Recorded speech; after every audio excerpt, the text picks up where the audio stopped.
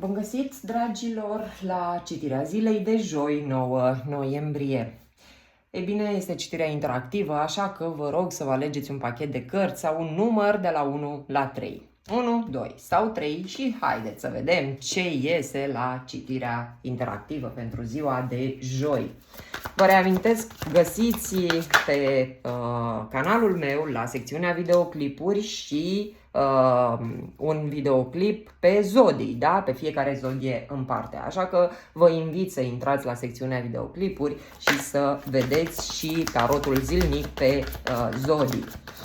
Ei bine, la numărul 1 aici avem un sentiment, să spunem, sau niște gânduri negative legate de stabilitatea familiei voastre, legate de soț sau soție, posibil, de modalitatea în care vă primiți iubirea sau dăruiți iubirea.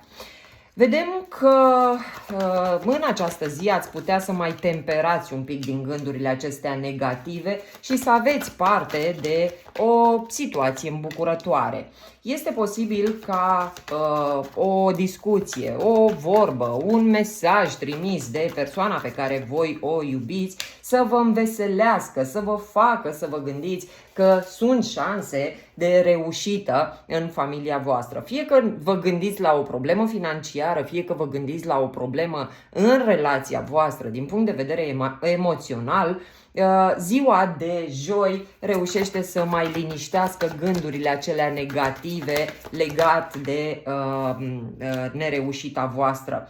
Văd că aveți mari speranțe cu ceea ce se întâmplă în această zi, aveți speranța că viața voastră se va schimba și va ajunge exact în punctul în care vă doriți să ajungă. Avem destinația și prin zecele de cupe și prin zecele de monede.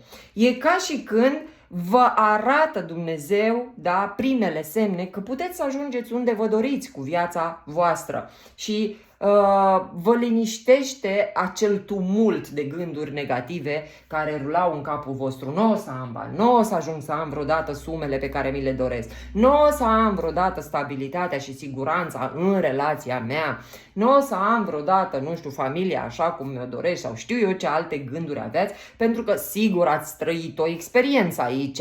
Poate chiar ați avut o pierdere financiară, poate ați avut o perioadă mai grea, emoțional, în familia voastră și așa mai departe și bineînțeles gândurile alea s-au înmulțit și v-au făcut să credeți că nu se mai așează pe un făgaș așa cum vă doreați voi lucrurile. Dar iată că sunt primele semne că se așează exact așa cum voi vă doriți și bineînțeles că apar gândurile pozitive. Speranța ne spune clar că începe să se sădească ușor acolo niște semințe care să aducă ceea ce voi vă doriți. E foarte important să credeți în voi. E foarte important să schimbați și modalitatea de abordare. Gândurile negative n-au cum să vă aducă soare.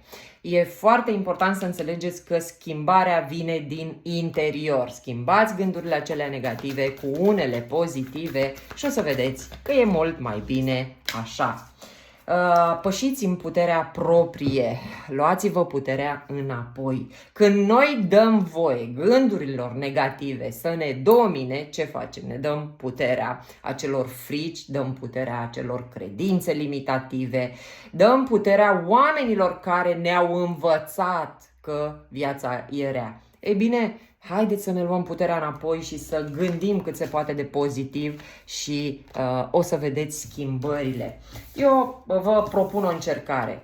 7 zile încercați să spuneți o afirmație despre ceea ce vă doriți. Nu știu, vreți bani? Sunt abundenți, sunt prosperi, sunt. De 3 ori pe zi, timp de 7 zile și o să vedeți cel puțin o schimbare. Și ne mai auzim. Bun. Mergem mai departe. Haideți să notăm și minutul cu numărul 2. Ia să vedem la numărul 2 ce mesaje putem avea. Văd că voi sperați să o luați de la 0 aici, să vedem la ce. Să ieșiți din trecutul pe care încă îl analizați. Sperați ca viața voastră să înceapă într-o zi, să o luați de la 0. E vorba de o împăcare, poate, la care vă gândiți, de eliberarea unui blocaj dintre voi și cineva și sperați aici că o să puteți să luați de la zero acea situație, acea relație. Este o schimbare de credințe în această zi și dacă până acum posibil să vă fi gândit că există speranța să o luați de la zero, că există acolo posibilitatea să mergeți mai departe tot cu aceeași situație, relație și să vă iertați poate unul pe celălalt și să continuați, da, se pare că în această zi ieșiți din gândurile alea, vă detașați de acele gânduri pentru că veți vedea asprimea unei persoane la care voi vă gândiți și în felul ăsta vă face să vă detașați de gândul că ați putea să o mai luați de la capăt vreodată, poate cu această persoană. Dragilor, eu cred că este aici o detașare de tot trecutul, de toate speranțele pe care le aveați de trecutul vostru. Se schimbă acolo, face click în mintea voastră ceva și vă gândiți voi că ar fi mai bine să plecați din situația aia și să mergeți. E o nevoie de a merge mai departe în căutarea destinației dorite. Cred că este cumva pentru mulți dintre voi concluzia că nu sunteți în locul potrivit, nu sunteți lângă omul potrivit și că de fapt trebuie să schimbați cărarea ca să vă găsiți cu adevărat acel suflet pereche pe care îl sperați sau să vă găsiți cu adevărat ceea ce vă împlinește. Pentru că în optul de cupe este omul care e nemulțumit de ceea ce trăiește și merge către ceea ce să găsească ceea ce îl împlinește. Ascultați-vă intuiția, ascultați ce vă spune vouă acea minte, să spunem, superioară vouă și nu uitați să fiți diplomați în situația pe care o aveți, pentru că e posibil să întâmpinați aici răceala, asprimea, egoismul unui rege de spade. Onorează-ți emoțiile, chiar dacă vei trece prin niște emoții poate nu tocmai plăcute, că în optul de cupe e acolo regret, este părere de rău, onorează-ți acele sentimente, nu fugi de ele. Emoțiile se pot vindeca prin empatie. Da, poate te simți greu, te simți îndurerat, tristă și așa mai departe, dar aia e, sunt emoțiile tale, îți dai voie să le simți și mergi mai departe, că știi că ele vor trece. Și să știți că da, de multe ori poate îmi spuneți, pare simplu din gură, dar mai greu de făcut, dar se poate, să știți, totul se poate.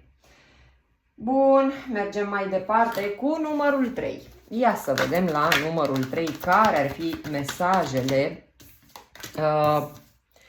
pentru voi. Sunteți într-o pauză aici, posibil cu un rege de spade.